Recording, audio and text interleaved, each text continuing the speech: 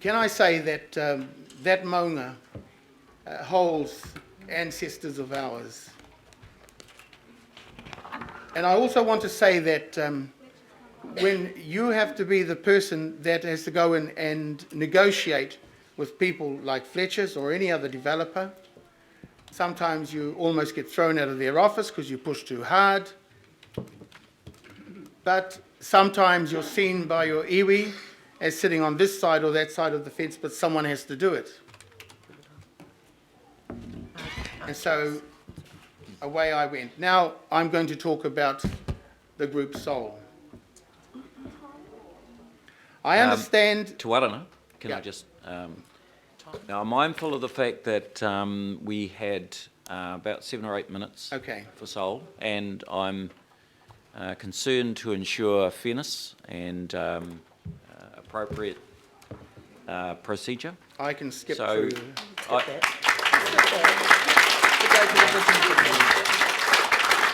So I think I can go to the... yeah, I No think problem. just go to the conclusion, because I want to give the opportunity of a few minutes on questions. Yes, of course. And then I want to hear from officers so that we can put this in a right frame.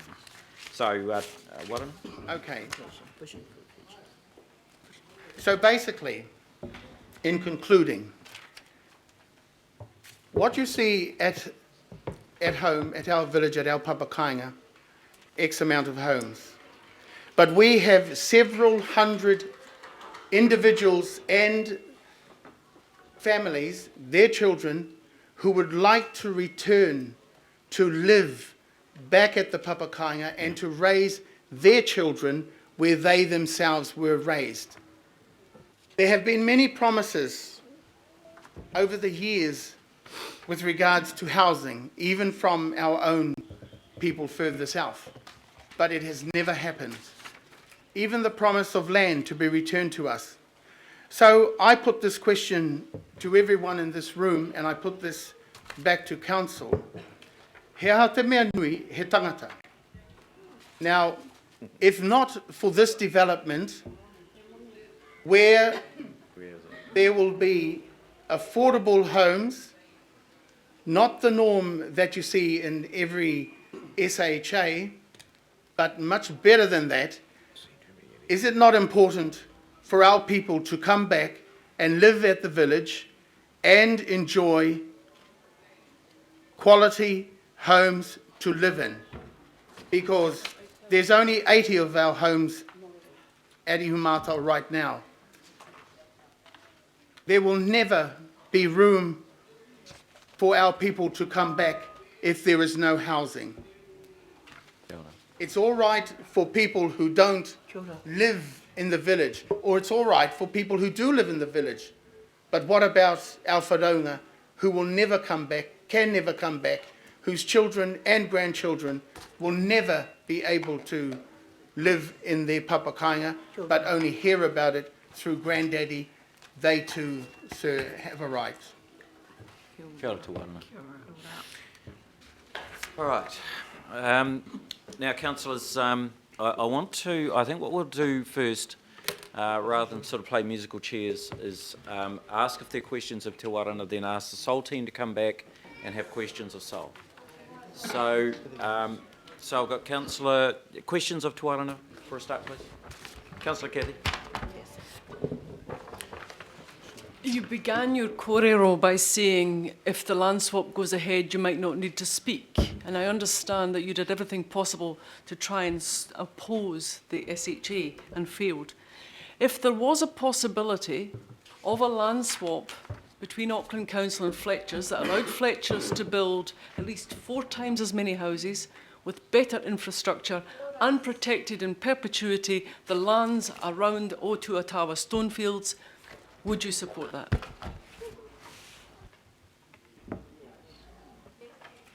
Personally, I think it's a good idea. I think it's a very good idea. But we are still faced, if that happened, with the possibility of other developments on this land in the future because of the change of law that allowed from the open space to be able to develop. I think we will still be faced with that same problem. And so for me, if anyone's going to develop there, it would need to be in partnership with our people and to ensure that our people will have homes.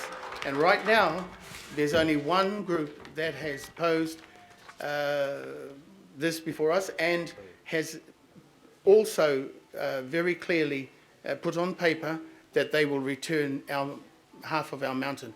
Only half, because half of the maunga is in this land. The other half is owned by council. If we got that half from them, council could give us back the other half. We then have the maunga in total back in our ownership. Yeah, okay, let's not get carried away. Just to It's follow up. well beyond the question being asked. Warren. To follow up, my understanding is contrary to your own with regard to a revocation. I understand the Minister can revoke at the request of the Governor-General.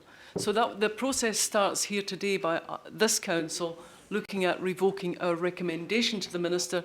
Then, as you said, as Sol said, it's over to the government to look at the actual classification of the special housing area. Thank you. Yeah, okay. Right, any other questions, councillors? Councillor Al. Tēnā rā koe tō katoa, and I just want to acknowledge all the whānau from Māngere here. Matua, can you tell me whether, again, it's been mentioned and mooted around the Ascot Road. Now, that brings into question now what you just said around further homes being built at Oruarangi. Would that include Papakainga as well? Yeah, And would you just, sorry, through your worship, and would Papakainga be one of the issues that you'll be looking at Ascot Road? well, it's not our Papakainga. No, is it? exactly. It's Hainamana Gardens. Thank you. But I mean, the homes then around Papakainga, that's... Papakainga is where we are now. Thank you. I just wanted to get that out. Okay. Councillor Christie. Kia ora te warana. Thank you. I just want to check a couple of things. You're here on behalf of the Makaurau Marae Māori Trust and Te Kawarau. Yep. And you're just checking you're mandated to be here to represent Right there. those two entities. Absolutely. And I just want to check on page 4 under Sol in your presentation, there's a reference to the Makaurau Marae Reservation Trust. Yeah. Can you just explain that entity and how it is different to the others, and how are they represented here? Look, it's simple. Every marae in the country will have a set of trustees. Well, most of them will. And they are appointed by the Māori Land Court. They, in fact, hold the mana to the, if you like, the four corner posts and all that land contained within, which is the marae. So they are appointed by the Māori Land Court, and quite often, as is in our case, you have a marae committee. The marae committee is responsible for day-to-day activities on the marae.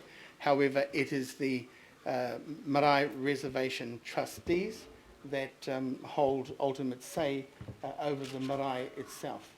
And those are the people that are appointed by the Māori Land Court and for that purpose. Okay, so the mandate of the Reservation Trust sits above the Marae Committee? That's correct. And so I'm coming to this reasonably cold to Warana, so important to understand the mandates of the various bodies here. And according to that paragraph there, it is the Marae Reservation Trust which has mandate also over the strategic issues? No. That sits with the Māori Marae Trust and Te Kawarau. For the marae, it sits with Makaurau Marae Māori Trust. That was set up in, I think, 2004 by Kaumātua at the time for the purpose of dealing with governance and those sorts of things. Okay, I've got it now. Thank you. Clear. Kia ora. Okay. Oh, Councillor Bill. Thank you, Mr Mayor. Tēnā koe te kōrana. Good to see you again, sir. When you talk about the potential financial contributions for a housing partnership, has there any been numbers talked about or percentage of the total housing that may be enabled by the SHA, sir? Okay. Firstly, so you get the 80-metre strip, and that's because we were able to, out of the 520s that they were 20 homes that they were allowed to build, we got 40 knocked off.